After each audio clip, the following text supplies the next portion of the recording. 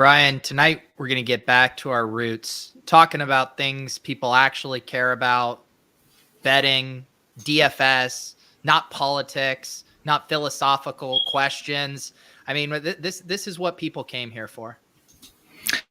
Yeah, no, all things I hate and everyone else loves. We gotta, what do they call it in poker, right? You gotta balance your range. That's right. We gotta, if people just think this is, some, big idea show, then maybe they don't come for, Brian's sim results. And so we got to mix it in every now and again. Yeah, you're a little bit lagging. I bet it's my connection.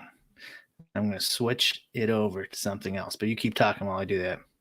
All right. I can definitely vamp with the best of them here. Yeah, we're going to talk about we got the Waste Management Open. I am dipping my toes in the PGA DFS streets, although I'm already demoralized because I dusted off my old spreadsheet. I don't know, last time I played PGA, probably like the Masters or something, and got everything set up. Got Brian's ownership projections from his site. And then next thing you know, Webb Simpson is ruled out after I run all my stuff, create all my lineups, upload them to DraftKings. And I was like, you know what? I'm just doing a few 20 max. I'm not going to put a ton of effort into this. And then I go to my lineups page to see my exposures on DraftKings. And I see the out next to Webb Simpson, Brian. And I just face palmed. And now I have to start over. I had to do the same thing. It's pretty annoying, but honestly, for careful what you wish for type of saying, with DFS golf, the information does not flow like it does with football, any of the main sports. And so you could have easily had, I don't know what his tee time was, but this happens in golf all the time. Somebody, you got a guy like 30% and he tees off and, 30 minutes after lock and he's like, oh, he's not going to play. But like everyone had to know that, but no one reported on it. Like it happens constantly. Or somebody will like miss the cut, and then his first statement is like, "Yeah, I had a bad wrist. Everyone knew. I was just testing it out." And it's like, isn't there any reporting? The PGA reporting is the nut low in all DFS. Yeah, I mean, you think about, even NFL teams, there's smaller market teams where the beat reporting on them is pretty poor. Like the Cardinals come to mind. They're a team where there's, like one beat reporter and they're not doing that great of a job. Imagine having hundreds of these golfers and needing specific updates on their health, their status, whatever. It's not like we have a dedicated Webb Simpson, reporter following him around and giving us all of his updates. I mean, you figure they should, though, right? Like how hard they do have dedicated beat reporters. Rob Bolton's one. I remember his name because he went to Northern, the same school I went to, Northern Illinois. But I mean, I don't know. There's only 150 guys each week. I mean, and only 50 of them really matter. Yeah, I think it's just the way it's set up. It's such like a player friendly league. They like own the league, it's the players league, that you do not, as a reporter, you do not burn any bridges or you're just gone. Because that news travels fast. Yeah. I think it's more like the 50s where like everyone knows Mickey Mantle's an alcoholic, but just you don't say that shit. You know what I mean? Or like the 90s where it's like everyone's on roids in baseball, but no one's going to fucking say a goddamn thing about it. And then we'll write articles later on when everyone gets caught. Right. Yeah. And the other thing I learned, I mean, I was listening to you did a podcast with Brian Jester. I believe he has a new podcast. I was firing that up, listening to the Drewby episode and your episode. And you were talking about, at the end of the day, it is helpful to have some knowledge of these players and whether that's NBA rotations, NFL backups.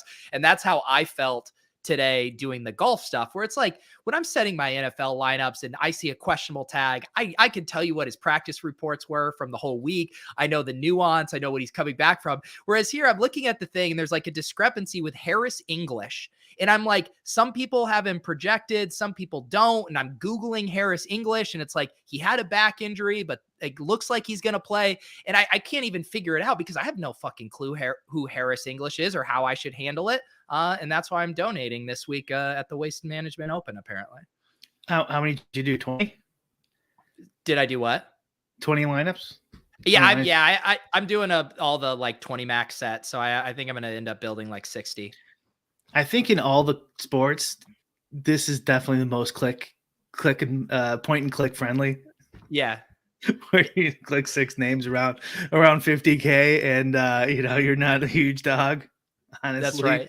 I mean, unless you're going down to the 6,000 range, like I think the salaries in PGA DFS honestly can go down, like maybe even to like 3,000 or 4,000. Like some of these guys are just not playable at that range, and it should be pretty easy for them to determine that. Like it's definitely different in football. So whatever, Garoppolo gets ruled out. Okay, we can't have Trey Lance at 3,000. Like we got to at least keep him at 5,000 or something because there's a chance Garoppolo's not going to play. But in golf, it's not like that. These like 150 ranked, not ranked, but the 150th, odds favorite, like he's not going to be mispriced. So like they should. I mean, I think they should lower that and get even more of a like make some of these lower owned guys play. Yeah, and it's tough too because like in NFL, we'll have guys who will be, 50, 60, 70%. I guess like some of these guys in super small field could get, high, but just looking at yours and Osimo's ownership projections, it's like I think John Rahm and Scotty Scheffler are the only two guys I'm even seeing over 20%. And that's pretty common. And I'm pretty high on Rahm. The way I do it, he was really popping, and that's really high salary for golf. It's not a full field. It's not a full 156 this week. It's like whatever 128. So that's going to be a little higher. But I mean, I don't know. Maybe that'll be wrong. Maybe it'll be closer to. But really, that's all you're looking at in golf nowadays is like, do you want to be over 25 or do you want to be slightly under 25? I don't really love the whole. Even though I am actually doing this trade this week with Berger, but that's because of injuries. I don't really love the full, like a full fade, like if a guy's 20%. Like I still think you could even play 7% of them in golf. As opposed, I'm not telling anyone if they're hand building, whatever, do whatever you want. But I'm saying like a full 150. But Berger's got some back issue, so I'm just not even gonna play him. It's not worth it for me, which means he's probably gonna win by 6 strokes. Right. It's far less binary than, NFL or NBA where it's like, oh, they're questionable, but if they play, like they're getting their touches where it's like, okay, not only is he questionable, but then we have to hope he's in good form and like also just going to produce. Like you're having to almost hit a 2-leg parlay with that kind of pick. And also in football or, most of the other ones, NBA, I mean, you'll get guys 60% owned or whatever. Like, there's so many combinations that if you come in at 7%, like I was just using that example, like you might as well just go 0, like how many combos you're going to have? You're going to have 8 combos, 9 combos against the field, of this week in golf. That would be like 30,000 combos or 27,000 combos of a player if they were 60% owned. So it makes a lot more sense in golf to kind of just play around the edges a little bit more. Yeah. Is there anyone, do guys get steamed in golf? Are there any content sites that can move the needle on ownership where it's like, obviously I'm okay playing this guy at 10%, but if, Mr. whoever throws their weight around and they're 20%, I need to make sure I'm off of that kind of thing? I don't think so. Cause I kind of feel like everyone uses ownership now to like fade. So it kind of balances out. Like, I mean, what player is going there going like, oh, this guy's going to be 10% higher owned now today. I want more of him, right? They think the opposite usually. Yeah. I mean, the numbers do change on the other sites. They updated them. They update them, whatever, a couple times. But come like Thursday morning, there's not much of a change. Yeah. I don't know if somebody, the players can get, like individual players though, just industry chatter can get steamed up a little bit. Yeah. Because I'm guessing part of the appeal for people too with PGA DFS, with there being so many guys, is that you can have your guys, right? You can fall in love with different guys, whether it's because of course fit or you just like, the form that they're in, where it feels like you're kind of little diamond in the rough. Whereas like the best plays on the NFL slate, everyone fucking knows about it. There's no secrets. Yeah, but the edges are a lot smaller because Yeah. there's no backups getting starts. The course history is kind of built into the odds already. Right. Because you'll see guys like, I don't know, Ryan Palmer the last couple of weeks. I need to look at the field a little closer today, but well, this is Arizona, so it's always like Phil Mickelson, John Rahm, those Arizona guys get steamed up. Like players play better at certain courses, and so, but it's usually in the odds, and then it's usually in the ownership too. Like so, the odds are higher than they normally would be for that player, and then they're a little higher owned. It's a pretty sharp field. I was listening to Blender's Pod this week. I don't know if you listened to that one with he and Neil on again. I guess Neil's his new co-host. He kicked them four off. Yeah, I guess so. But I'm for grinding over on Spike Week. I haven't listened to this week's yet. And Neil's been playing PGA, and he says that he just like takes Osimo's info and kind of adjusts it a little bit and chips it in. The RBX 88 method. Yeah. That's kind of the thing that Osmo did to the whole league, is like they raised to the whole DFS industry, kind of like raised the floor on a lot of these smaller side sports. Because PGA was great because no one had any projections on it, and everyone, like a lot of people played it, and a lot of noobs played it, like just people who just like gambling on golf but don't really play any other DFS. But now it's kind of because there was 50% ownerships. I've seen it. Dustin Johnson, it's been a while. Like 4 years ago, he was like 55% owned, which is crazy in golf. And I full faded him, and he won by 12 strokes. So,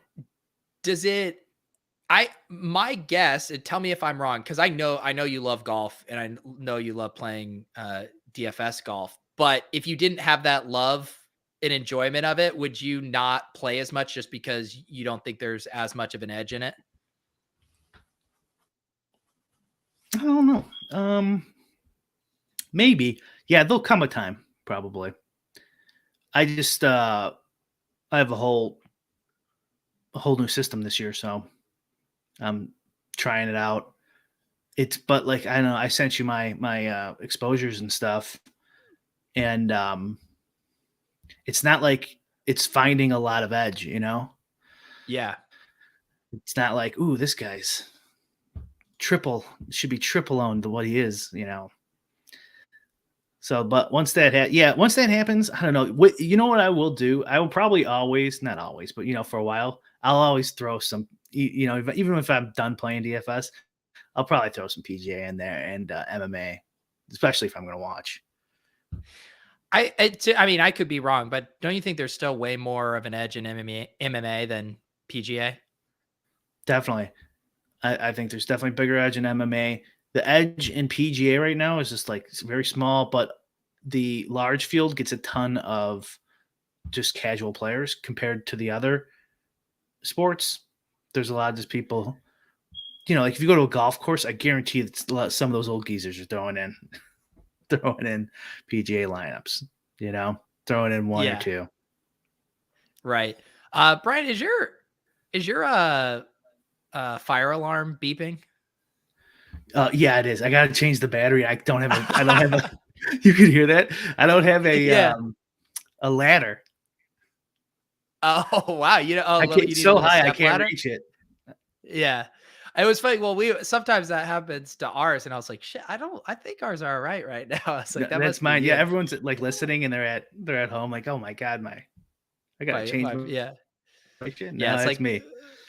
Goodness. Yeah. It's like when you're watching TV and or listening to a song and they have like the siren or whatever, and you get all freaked out. The song's the worst. Do you like it? I assume like looking at product ownership for PGA lineups is still probably the way to go to.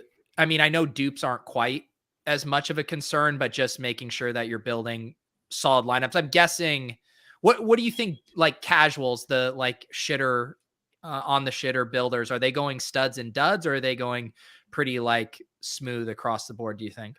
That's a good question. Let's take a look at last week really quick. So for the a guy, a lot of 150s did well last week. I didn't play because I was in Florida, but so the top dupe lineup had 119 dupes. Wow, that's a lot, right? For PGA? And it's not just one guy either. It's a whole bunch of names. And then after that, it was 80, which is also and 40, 80, 45. Yeah. So not nothing. Can you And you know what can you that's see you know what what that's a product of? It's a product of the same thing with all these projection sites getting better and people just pumping the same shit, no optimizers. So if you can yeah. avoid that, that's another point maybe you can gain. Yeah, just having even slightly different projections. Just because Yeah. everyone is going to be working off the same ones. Yeah. If you get all ones, that's a little bit of help. Man, a lot of people didn't play last week. What was Take a look at was it? Mark Lovin. See how many dupes he. See, yeah, Mark Lovin, his top lineup had 23 dupes. Wow. Wow. I'm gonna have to be careful with my dupes. Yeah. When was the last time I played? Maybe I'll see how. I mean, because I didn't know it was getting that bad. See, this is good. Good study here. That's right. That's what we do here. Deep PGA research. So the last one I played in, oh shit, the one shit my money one. Oh, Adam, that was yeah. where I declared there is no edge in PGA DFS anymore. The highest was 68 dupes that week, 69, but really it was more like 25. That's closer to what I would expect. 120 is pretty high for golf. Let's see how many dupes Adam had. See, he was almost entirely not duped. Okay. So how many golfers played last week? I think it was a full field too. Do not ask me how many golfers there might played be even week. more this week. And what our first major is what I'm looking at the calendar, the Players Championship, March 10th through 13th. Is that the first one of the season? You know what? I know. Players is a major, right? Are they back on schedule too? Because remember they kind of had to switch it all up because of COVID. Yeah, it looks like Masters is in PGA Championship is May 19th. And the Masters is April 7th through 10th. So it looks like they're back on their normal schedule. Okay. So yeah, we'll get tuned up, dusting off the spreadsheet here. Why don't we do a little touting here? You mentioned Rahm going to be the most popular play, and it sounds like you think he's a little hard to get away from. Yeah, I'm playing him. I'm a little higher on the ownership than Alex is, but I mean, it is what it is. I'm not editing anything, so that's what that's what my stuff tells me. And then even simming it out, I'm still even slightly over that.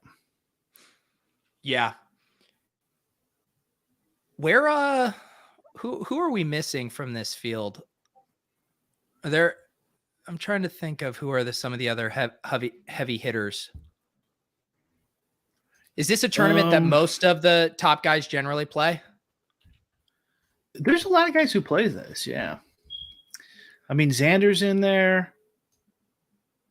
Where's the world rank? I mean, we have 1, 2, 3. We're missing the 4th rank player. Is that Dustin Johnson? Probably he's not in there. Yeah, missing the 7th rank. Is this week? Oh wait, that's starting. Well, the other, that's right. I mean, even looking at, the thing with John Rahm, looking at Osimo's win percentage, 11.3% for Rahm. Next closest is Cantlay at 6.2. And then kind of more of a flat line after that. But that's a huge gap in win percentage from first to second. He's that good. He's putting up like Tiger Prime type numbers right now. He's still, Yeah. he's so good. But he's also got like a Tiger type price. Yeah, Rory Morgan, that's right. Morikawa, that's another one. Tiger Woods. Yeah, Tiger Woods isn't playing. There you go. Everyone's starting to tilt your chirping GoFund bridal ladder. Here, well, let me shut this. Let me shut this door. That's my out. Beware, poker players, loose women, chirping fire alarms. All right.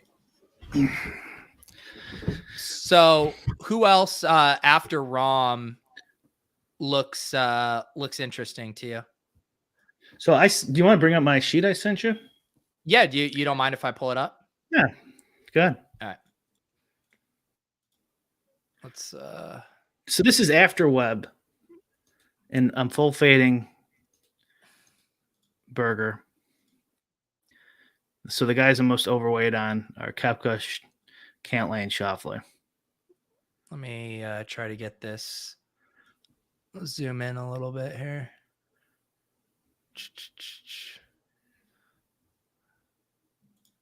Oops. There, get the zoom. There you go. There we go. Now we can see what we're looking at here. So if you're listening to the audio version of this right now, we are screen share. I mean, Brian is giving the goods right now. We have his ownership projections, the exposure. I assume this is what your sim spit out. Uh-huh. Mm-hmm. And then obviously the difference here between those. So Berger definitely looks like one of the landmines. You're rolling with 0% there. I'm rolling with 0%. Not gonna play games with him in his back. Yeah, I don't know.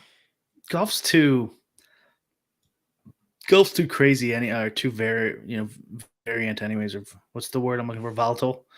Yeah. Like, why mess around with a guy who said he's not even going to play next week, and this is just testing out his back.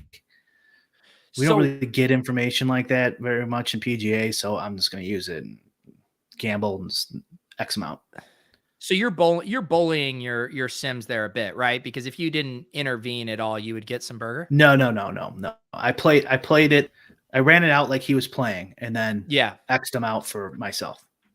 Oh, gotcha. From all of all the lineups that it spit out. Okay. Mm-hmm. And so then this is a reflection of your like 150 set or whatever. Yeah. Yes. Mm-hmm. That's the exposure in my 150. Gotcha. Do you know how much Berger you got before you cut him out? Yeah. 20%. Okay. Yeah. That was like when I went to look at my exposures and I saw I had 20% Webb Simpson with the out next to his name. Did you notice, because you ran this before and after, did you notice any big shifts because of the Webb Simpson stuff? Yeah, Koepka and Schauffele went way up. Yeah. So that must be where it thinks you should pivot. Because I had like 14% Webb before he got ruled out. Gotcha. Did anything else surprise you in here? I don't know. Under on Thomas. I mean, this is pure tout stuff, but like I saw he's had like a hot putter at this course for like 2-3 years running. So hopefully that cools off a little bit. Although I still, like I said, I don't really full fade guys. Right. It looks like the guy you have the most of still kind of relative to his higher ownership would be Scheffler. 22% ownership, and you're at 17%. Yeah, I guess that's the most. I'm fading him a little bit there, 5%. 5%, yeah. Mm-hmm. Why are people out on Kepka, do you think? Why is he sub 10%? I don't know. Maybe I mean he's damn good. Well, Maybe do you I'm think wrong. it's just How far off is that compared to everyone else? Do you know? let me see what Osimo. No, Osimo had Kepka at 7%. Or no, he had him even less than you. He had him at 4%, Oh, four you and a said half. Kepka. I thought you said Cantlay. Oh, sorry, Yeah. Kepka. Yeah. Well, Kepka, if he's not in the major, it's kind of the line on him is if he's not in the major, he doesn't try. Obviously that's probably not true, but he does seem to stink it up, when he's not in majors. But he won this event last year, I believe. Yeah. I'll take your word for it. I did not fact check that. Have you ever been to the Waste Management Open? I hear it's quite the time. I haven't. Have you? No, I've heard the stories. It's kind of known, right, to be kind of the premier PGA party event. Oh yeah, I'll like what the ASU guy kids go over there and stuff. Boo Yeah. the players. And I think there is it the 16th hole is the iconic hole, but now it's massive lines. Like you have to get there super early just to even get a spot. Oh, I bet. Yeah, I Yeah. bet. That's a party school. I wonder if it's still a party school. ASU? It's got to be, right? I think it is. Yeah. Because Southern Illinois here used to be a party school, and I guess they cracked down on it quite a bit. Really? Mm-hmm. Yeah. I assume the college experience is, when you factor in, we got rid of a ton of the hazing stuff, then you throw in, COVID and all that. Like I assume it's a pretty watered down experience. I bet now. I think younger guys don't drink as much. I think that was kind of like It's just an our generation thing. They're working on their Sims. Yeah, that's what they're doing. They're working on their anime fucking drawings. Rick is confirming though that it is still a party school. Yeah. You'd figure ASU would hold strong. Weather looked good. I didn't see anything wrong with the weather. There you go. Should we do an old Lowell's tradition where we build a millionaire lineup? Sure. What was our bid around this when we used to build? We would just basically build lineups that the chat absolutely hated because we were just picking, like, those lineups were so bad. Should we try to build a good one? All right, let's try to build a good one. Oh, and they don't have a Millie Maker, but they have, what do we have? It's we have a $20. It's a lot. 200,000. Yeah. What do you want to do? The $20 one? Yeah. Oh, it might be full. No. It's close. Looks like 3,000 spots left. Oh, okay. Let's hear it. Hovland's ownership. What did I have that at? I had it at 18.7. 18.7. All right. So are we just starting with John Rahm?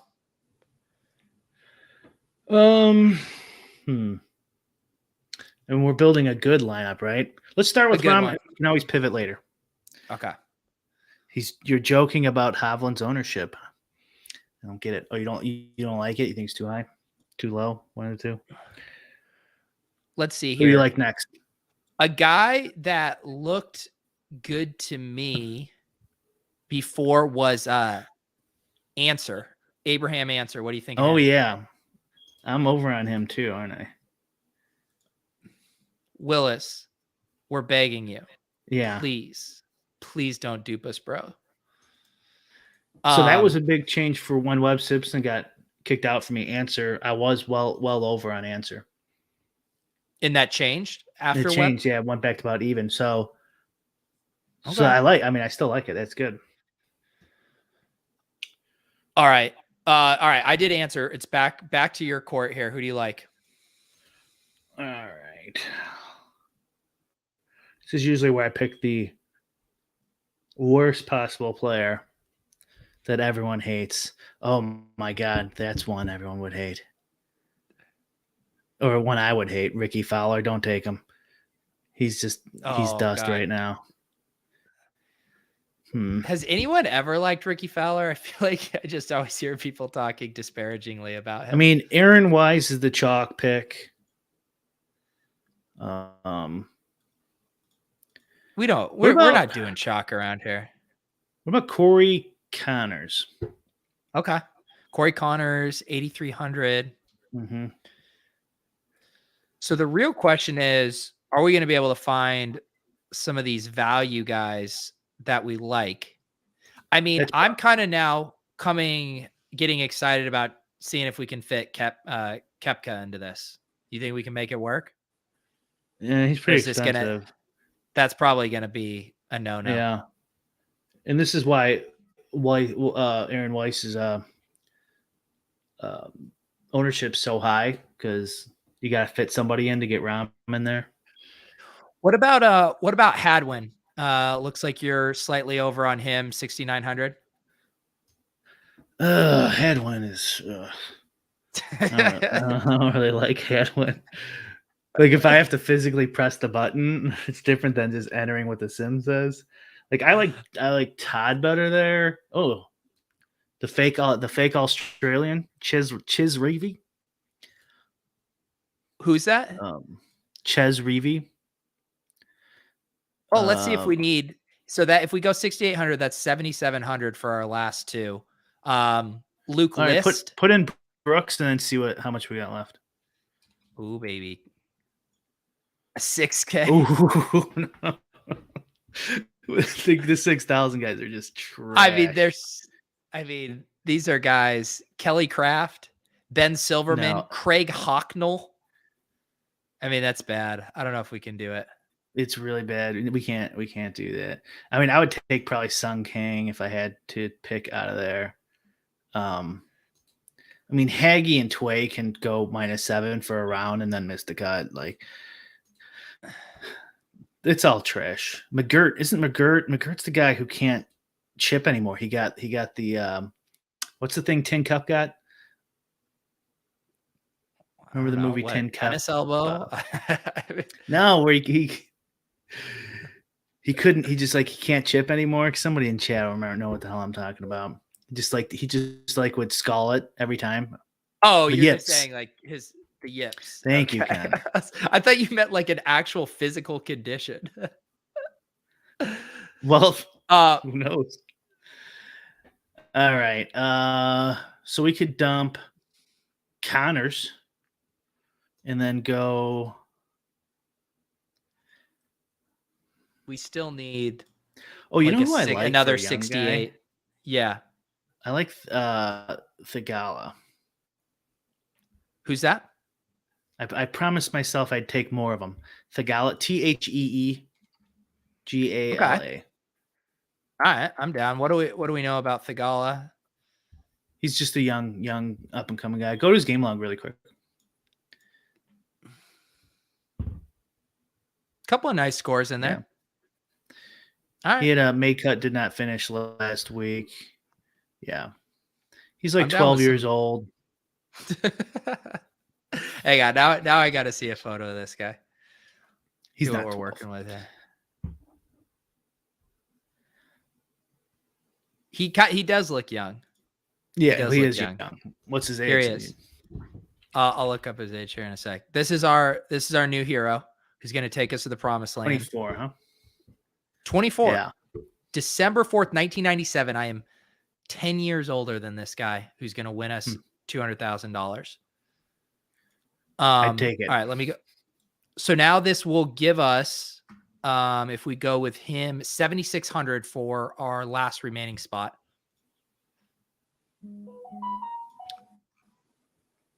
$7,600. We're 100 off from Luke List. Can you scroll down there really quick? Actually, yeah. I have Max Homa.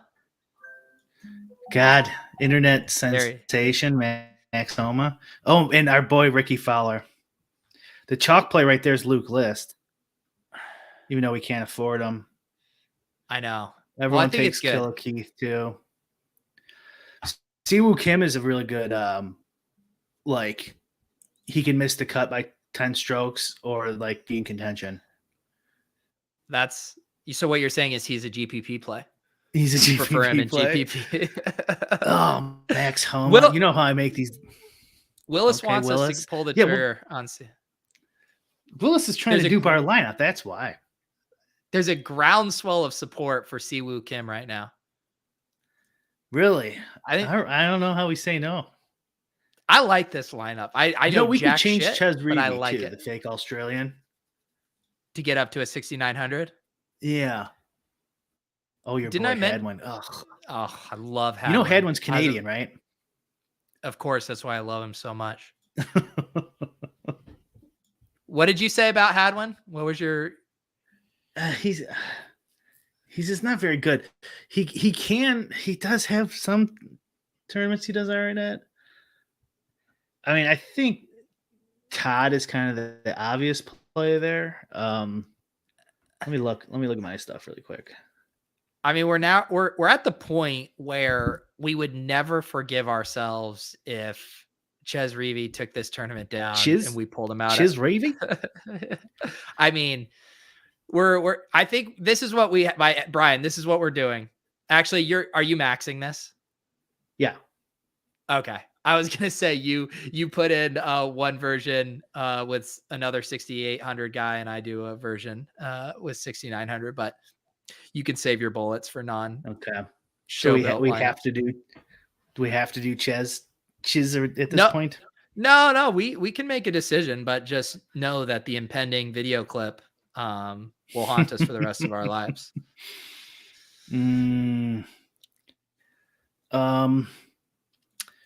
Zach Johnson, no.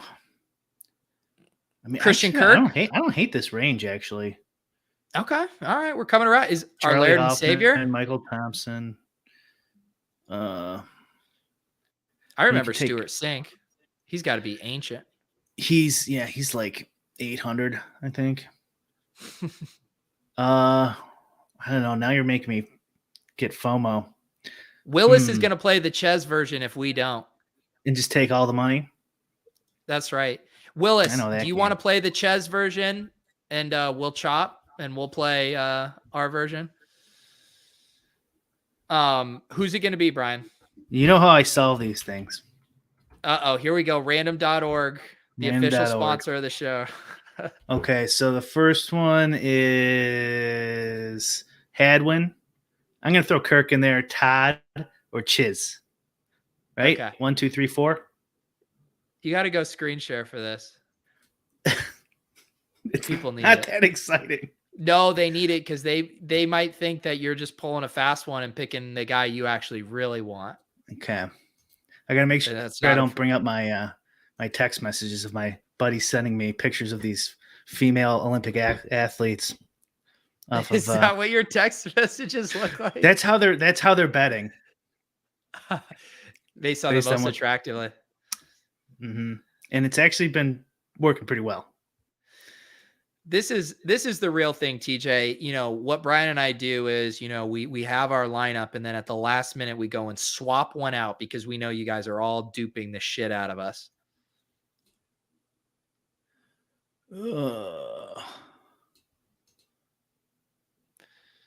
Brian running the Sims. Ches Reavie? Is that working? Here we go. Here we go, baby. Okay, so we're just doing one, right? It's just one. Just one run. One run. Okay, 3. Who was the third one? You didn't write this down ahead of time? No, I know who it was. I know who it was. Okay. Bring up this. It was Hadwin, Kirk, Todd it is. There he is. Wow, this lineup's gonna win 200,000. Who knew? Brendan, Todd, guys, I'm pressing enter and I'm absolutely begging you not to dupe us. Please don't dupe us. All right, I'm getting excited. I'm getting excited to be in these the golf streets. Plenty of action coming up this weekend because we also have obviously the fucking Super Bowl, but pretty decent MMA card on Saturday as well. Oh yeah, we're back on MMA. Who's fighting? I haven't even looked at the. It's Adesanya versus Whitaker, I believe. Yeah, Yeah. So then that means that Strickland. Did you watch last weekend? I didn't. I guess Strickland's probably up next. Maybe whoever wins this. Although Okay. his fight was pretty boring. But I imagine he's got a chance of taking the winner of this match. Yeah. Derek Lewis is back. That guy fights like every 4 weeks. He's minus 190 favorite, huh? Yeah. Look at this. Connor has a cross sport parlay for us. Rams -4 with Cantlay plus 1,600 for all the monies. There you go. Wow. Now we're talking. Connor's coming in hot this He show. is. A lot of takes. A lot of takes. Let me see some guaranteed winners of this MMA slate here. Yeah, the gold pipe lead locks. Yeah, the best way to do it is you look for a name that is like as close to like Nurmagomedov as possible, and then just bet them blindly. They almost always win. There you go. You heard it here first. When are you launching your MMA tout service? I am the number one MMA tout on the planet, so I probably should do that. How are the prize pools looking for this one? Okay. It's 100, I'm sure, right? 150 up top. Oh, wow. For the is this pay-per-view? That's a good question. I assume so. Yes, it is. I might just have to run back my my single bullet hand build style. I mean, that's clearly what was working for me on the last big card. Derek Brunson plus 135, kind of like that. There's a dude whose name is Blood Diamond, says 20 Rick, fighting this Saturday, but he's a massive dog. I mean, how does a guy named Blood Diamond end up as a massive dog? God, I feel like I should put a little money on him. Casey O'Neill, she's playing Roxanne, and Roxanne Modafferi, her record is 25-20. That's a lot of beatings to take. It is. Brian, have you made any Super Bowl bets yet? So this guy's nickname isn't Blood Diamond. His real name is Blood Diamond. I don't see a last name. Oh, wait. His last name is Diamond. Fight Center. Wait, now I have to look at this. I can't get a wait, here's his profile. All right, his name is literally Blood Diamond on DraftKings. From New Zealand. Okay. Holy shit. His real name is Blood Diamond. His real name is Blood Diamond. I think I love this guy. He's named plus 200. He's got a chance. Blood Diamonds. Oh my! This guy looks awesome. If you Google his name, he looks exactly like Leonardo DiCaprio. Everything. Oh, that's his real name's Mike Mathatha. Houston, two men who toe the line of everything. In the what do you mean his real name? I don't know. I mean, I just saw it on DraftKings.com says his name's Mike Mathatha, something like that. Mathitha. I mean, if I just kind of want him to be Blood Diamond. Yeah, I mean, if DraftKings is going to put him as Blood Diamond, if ESPN is going to call him Blood Diamond in their title, I mean, he's Blood Diamond. I wonder if he changed his legally changed his name. He definitely looks like he could beat the shit out of people. Oh wow, doing the tug. This is a big boy right here. This is a real. Are you? Because I'm looking at Derek Lewis on your screen. Oh, this is Derek Lewis. That was Derek. The knockout guy was definitely Derek Lewis. Why are they showing me a video of not Blood Diamond that's that on the guy. Blood Diamond article? That's Blood Diamond right there. God, ESPN rugging me again. I remember some times in this guy's history. I need Blood Diamond highlights. I mean, that's a badass photo right there. Got the blue hair. All right. Blood Diamond. If you're not overweight on Blood Diamond in your MMA contest this week, you're playing DFS wrong. What about the Super Bowl, Brian? Have you made any Super Bowl bets here?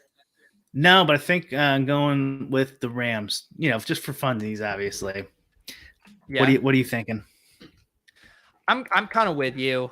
I think the Bengals story is pretty fun, but I feel like they've flown a little close to the sun, with how much we saw the Titans pass rush just like completely swarm their offensive line. I do worry that the Rams could just have a nice day getting a ton of pressure. I kind of hope I'm wrong and that it kind of turns into a back and forth, shootout game, of course, but I'm with you on the Rams side. If Tannehill doesn't just have one of the worst games, they pretty easily beat them, right? I think. Yeah. So. Oh yeah. I bet the Bengals that game, and I was like, they should be down by 20. I'm getting so lucky here. The under. Yeah. What do you think about that? I like the under. Yeah. Yeah, me too. The under and the Rams. Rams in the under. Nice little. Those are my favorite. Like when I'm with my buddies and we're doing our group bets. Just like the in-game parlay of you take one side of the spread and one side of the over-under. It's such like a clean, realistic sweat. And I feel like you two can generally correlate them. Like we did Niners in the under, because it's like if the Niners win or cover, like they're going to get their way in a super low scoring game anyways. So yeah, I love those kind of bets. Usually the fun ones are the over. Until the game's like 14-7 in the fourth and everyone's all bummed. I think over when I first started doing this trip with my buddies, like out of college, I had a hard time convincing them to bet, unders in spots. But then I think I was able to kind of convince the group that there's this other kind of satisfaction to rooting for unders, and everyone's yelling tick, tick, tick, tick at like the clock. Just wanting to get at. It's like, if you have money on it, you could like flip it and anything could become exactly what you want. Yeah. It's fun. That is probably the best part about betting is for me is when you do a group bet with your buddies watching the game. Like everyone's on the same side. You can't have that one guy who's rooting against it. He's got to go. Everyone's got to be on the same side, and it's fun. It's worth the 5% fig or whatever. Oh, it is the best. The group bets with your buddies is a great experience. What was I gonna say? Something about Blood Diamond. Something about Blood Diamond. I was going to say the under on specific player props is like not near as fun, especially if it's a really, small line. Like say it's some like random wide receiver, like to be under 18 yards receiving. And it's just like, you get lulled into this false sense of like, we're doing good. And it's just one catch and you're done. Like those are more like, I just want to bet that as part of my portfolio. Forget I even bet it. Like the group sweat is not betting an under on, Van Jefferson going under 18 yards. That's miserable. Yeah, because you need the over because then, the Chiefs get the ball and you're like, everyone's like, Tyreek, it's got to go to Tyreek every single play. It's like, that's not realistic, but everyone, you gotta root for it every single time. My buddy likes the Akers under. I bet that. And it's funny you say that because 20 Rick wants some underdog props. We can, of course, I will always stand for underdog. I actually bet they have the mine is gone because I already bet it. But you can get, let me see here in my live pick. You can get the Joe Burrow over 1 pass yard. It's a gimme line that they're giving to everyone for the Super Bowl. And I used mine with Cam Akers under 64.5 rush yards. What did your buddy like it at? Did he I think he got it at like 68. Okay, that's nice. Let me see. That's nice. Yeah. Yeah, so Rick, I'm just kind of, I think there's enough going on with Akers that I think you have multiple outs to him not getting there. It's like, one, maybe he's not fully recovered from his shoulder or there's some lingering stuff. He left the game with that.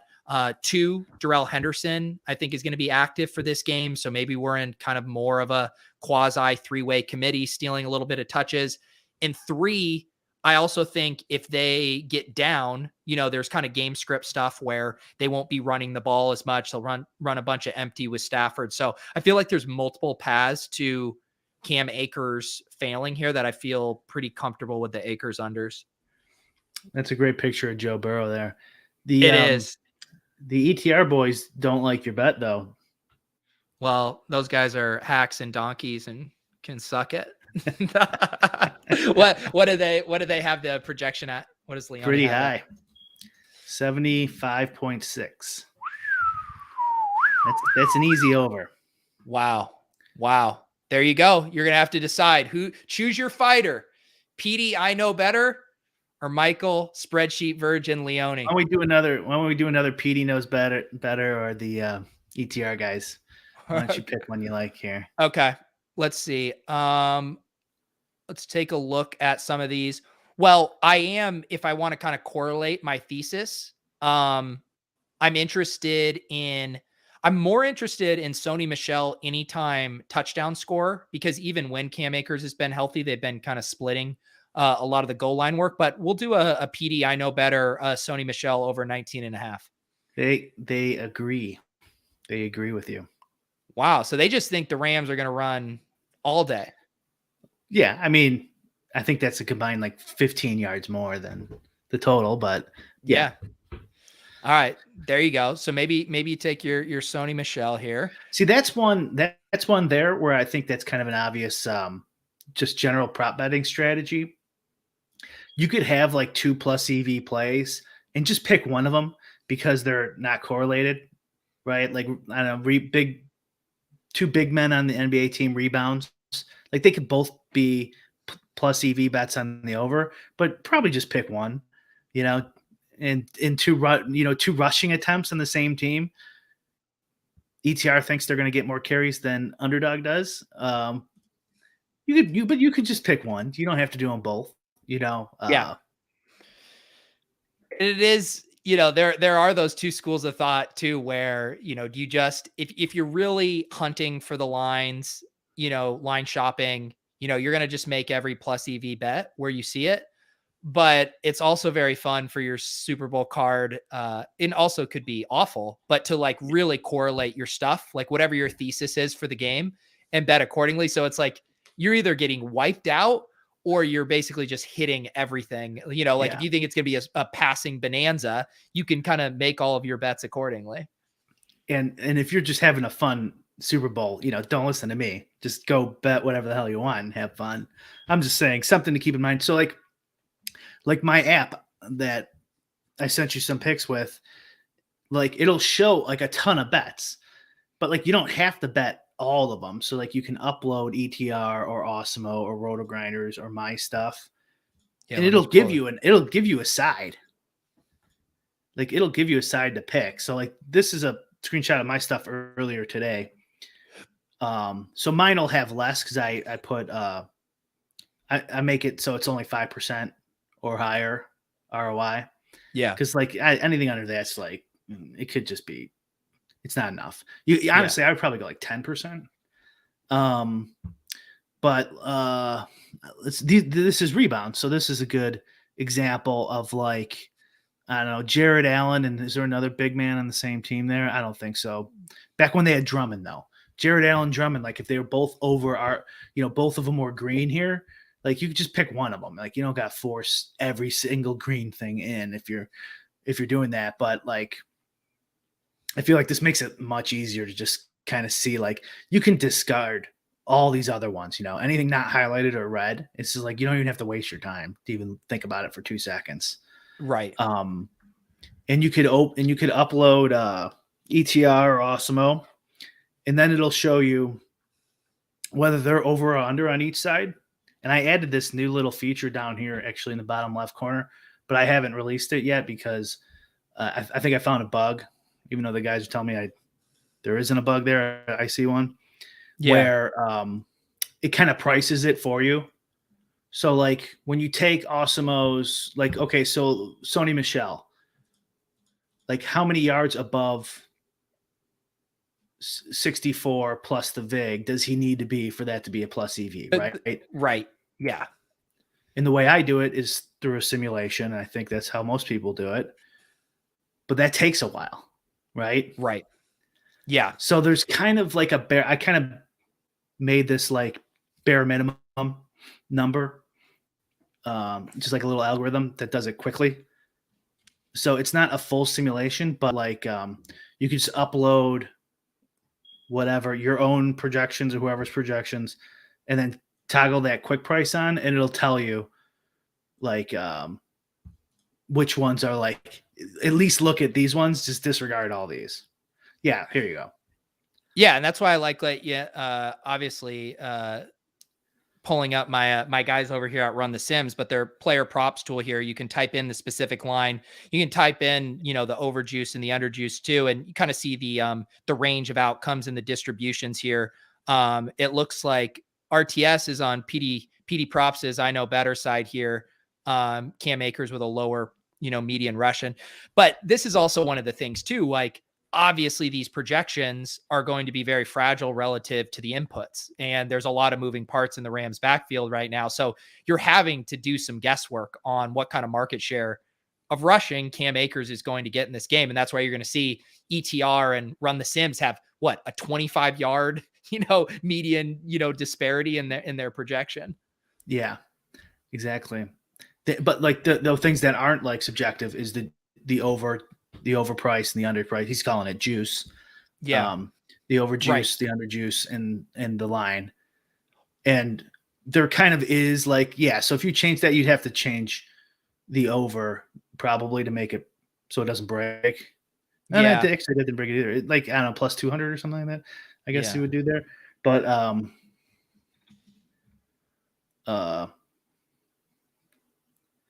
yeah, it doesn't like either of them, obviously. Like minus 300 on there, like you'd have to move him to like 50 or. Yeah, it's interesting. Yeah, even at minus at 200, it doesn't mind it at all. Which is interesting. I should also mention why I'm here. Run the Sims is completely free for the Super Bowl, and that includes the simulations for the showdown slate. Actually, a little upset about that. Now everyone can get in there and use the Sims for the Super Bowl for free. But if you guys haven't checked it out, mess around with the player prop tool. Get in the DIY simulator as well. And the fun thing about that, I was just talking about the inputs. I mean, you can go in here and knock yourself out with your I know better on these inputs. So it looks like right now we have a default, 59% market share for Akers, 30% for Michelle, and we still have Henderson at 0% just because he hasn't officially been activated yet. But if you think it's going to be a 50-50 split, you can go in and change those rushing market shares and then run the Sims accordingly, which is a pretty fun exercise. Is there like a solid chance he's going to play? That's what McVay's been saying. I guess he's been close to being activated for a while, and the team's basically been saying they expect him to be activated. Wow. Well, Silva doesn't have him in, so maybe he needs to check his contacts.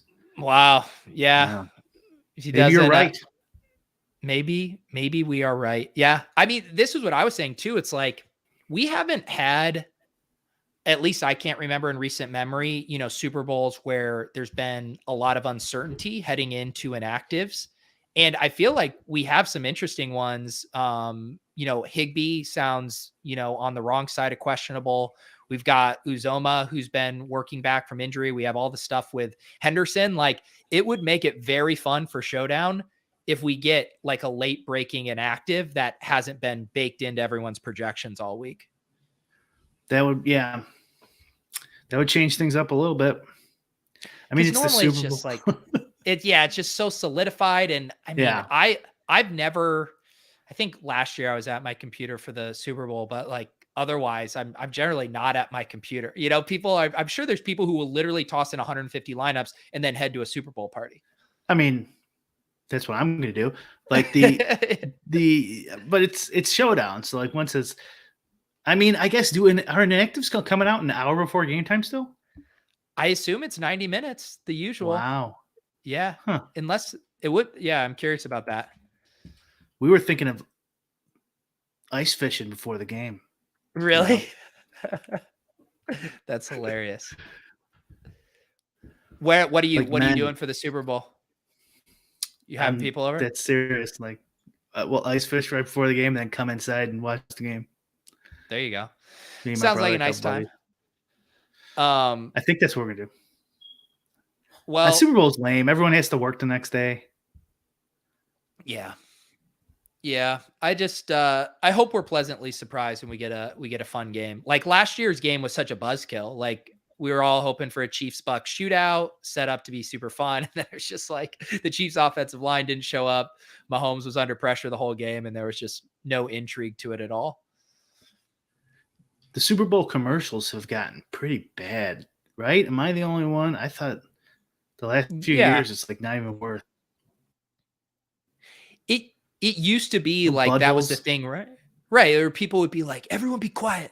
We got to watch the Super Bowl commercials. And now it's like, I have zero FOMO if I miss a single commercial. Yeah. They're like look like they spend a lot of money on them. They're just not funny. No. Nope. All right. We're going to power this down. I got to hop over to ship chasing. We are going to draft an early best ball team over on the FFPC. If you guys want to join us for that at 9:15, looks like there's 2 more spots left in that draft. Brian, any other final words here? PGA ownership up on my site. Oh, brick75.com, but it's not updated for Web Simpson. So keep that in mind. If anyone wants to use it. That app we just showed is also there. If anyone's interested, someone asked like what sports books it's on. It's just on DraftKings right now. I might add more, but I'm really thinking like Underdog, something on Underdog maybe, but I still have to talk to them, see if I can like get some developer portal or something. I did a podcast. Pete mentioned this earlier with Brian Jester. It's on my Twitter feed or Jester's. People seem to enjoy it. If you want to listen to that. And we'll put that up here in 20 minutes, half an hour or something. Sounds good, guys. Yeah, definitely check out Brian's site, brick75.com, all of that good stuff. And yeah, we'll be back next Wednesday. Enjoy the Super Bowl, guys.